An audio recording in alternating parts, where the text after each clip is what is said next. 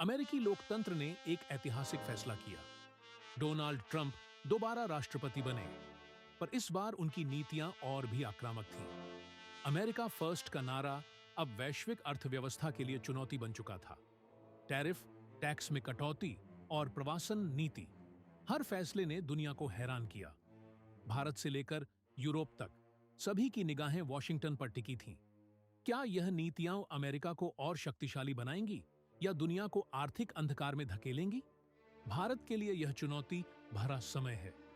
IT sector, निर्यात, दोनों में गिरावट आई है और बेरोजगारी बढ़ी है। क्या ट्रंप की नीतियों ने वैश्विक व्यवस्था को बदल दिया है या यह सिर्फ एक शुरुआत है? आइए जानते हैं इस एपिसोड में। 2025 में दूसरी बार राष्ट्रपति बनते ही ट्रंप ने अमेरिका फर्स्ट 2.0 का ऐलान किया। इसके तहत उन्होंने अनेक बड़े फैसले लिए, जैसे कि भारत पर 26% टैरिफ, कार आयात पर 25% टैक्स, जन्मसिद्ध नागरिकता का अंत, विदेशी सहायता बंद करना और केवल 2 लिंगों को मान्यता देना। ट्रंप का तर्क है कि टैरिफ अमेरिकी उपभोक्ताओं को अधिक अमेरिकी निर्मित सामान खरीदने के लिए प्रोत्साहित करेगा, जिससे देश की अर्थव्यवस्था को बढ़ावा मिलेगा और टैक्स की राशि में वृद्धि होगी। ट्रंप अमेरिका द्वारा आयातित वस्तुओं और अन्य देशों को निर्यात की जाने वाली वस्तुओं के मूल्य के बीच के अंतर को भी कम करना चाहते हैं। उनका तर्क है कि अमेरिका का धोखेबाजों द्वारा फायदा उठाया गया है और विदेशियों द्वारा लूट की गई है। ट्रंप ने अरबपति एलन मस्क को सरकारी दक्षता विभाग का नेतृत्व करने के लिए नियुक्त किया।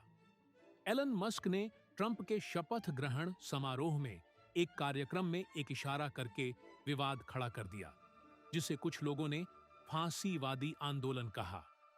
एक प्रमुख जर्मन फ्रांसीसी प्रचारक और जर्मनी में यहूदियों की केंद्रीय परिषद के पूर्व उपाध्यक्ष मिशेल फ्रीडमैन ने ट्रंप के अमेरिकी राष्ट्रपति के रूप में शपथ ग्रहण के बाद एक कार्यक्रम में मस्क के कार्यों को अपमानजनक बताया और कहा कि मस्क ने दिखाया है कि पूरे मुक्त विश्व के लिए एक खतरनाक बिंदु पर पहुंच गया है। एलन मस्क को हटाने के लिए प्रदर्शनकारियों ने अमेरिका भर में टेस्ला डीलरशिप के बाहर और यूरोप के कुछ शहरों में प्रदर्शन किया, जो दुनिया के सबसे अमीर आदमी की किस्मत को नुकसान पहुंचाने का नवीनतम प्रयास है। अमेरिकी प्रशासन ने 3 अप्रैल 2025 को पुष्टि की कि मस्क मई या जून के अंत में ट्रंप के मुख्य व्यक्ति के रूप में अपना कार्यकाल समाप्त कर लेंगे, जब विशेष सरकारी कर्मचारी के रूप में उनके 130 दिन पूरे हो जाएंगे।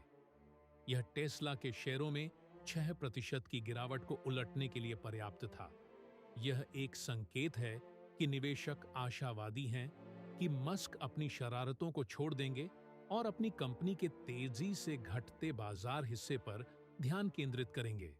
$4 trillion in value wiped out since the peak in the last month. The US stock market loses $4 trillion in value as the president looks set to press ahead with tariffs. 10 मार्च 2025 को ट्रंप के tariff ने निवेशकों को डरा दिया।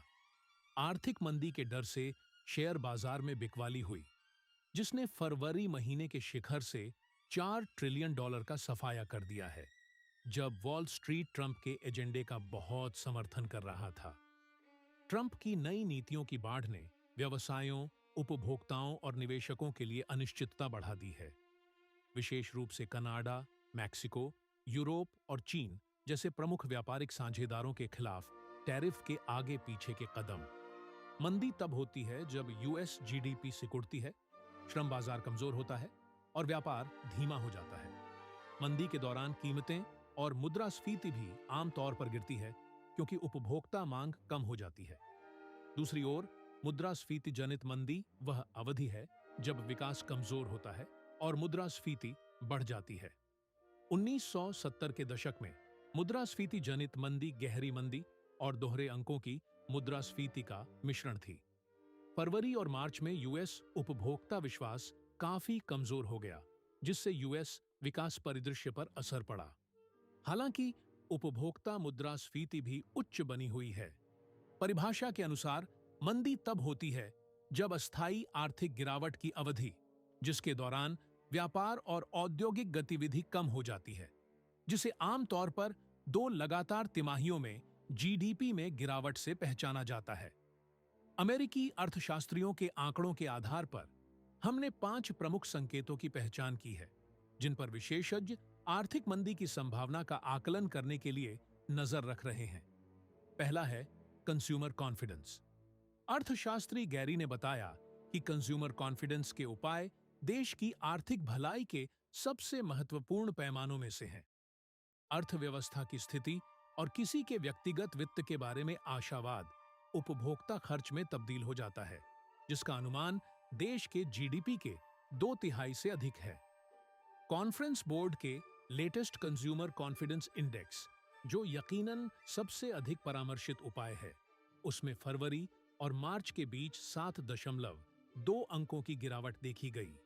यह reading, जो उम्मीदों से कम आई, लगातार चौथे महीने गिरावट को चिह्नित किया है और लेटेस्ट कंज्यूमर कॉन्फिडेंस इंडेक्स को जनवरी 2021 के बाद से अपने सबसे निचले स्तर पर ला दिया, जब देश कोविड महामारी से जूझ रहा था।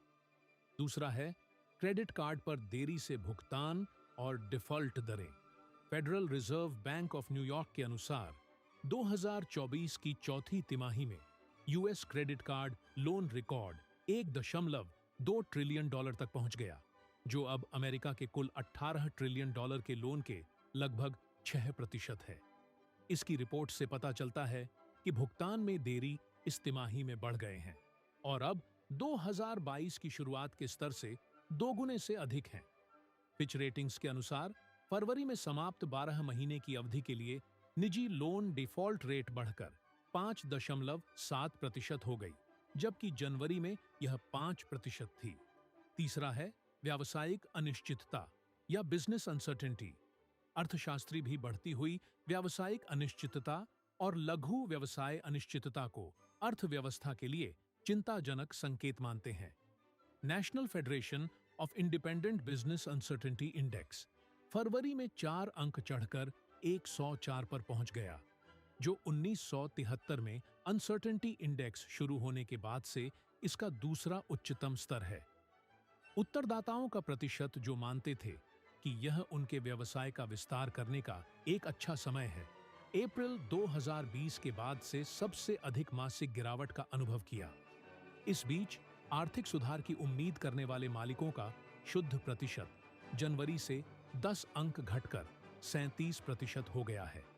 श्रम लागत, जिसे व्यवसाय मालिकों के लिए सबसे अधिक दबाव वाला मुद्दा माना जाता है, 3 अंक बढ़कर 12% हो चुका है, जो दिसंबर 2021 में निर्धारित सर्वेक्षण के रिकॉर्ड उच्च 13% से केवल 1 अंक कम है। चौथा है व्यापार नीति अनिश्चितता सूचकांक या ट्रेड पॉलिसी अनसर्टेनिटी इंडेक्स।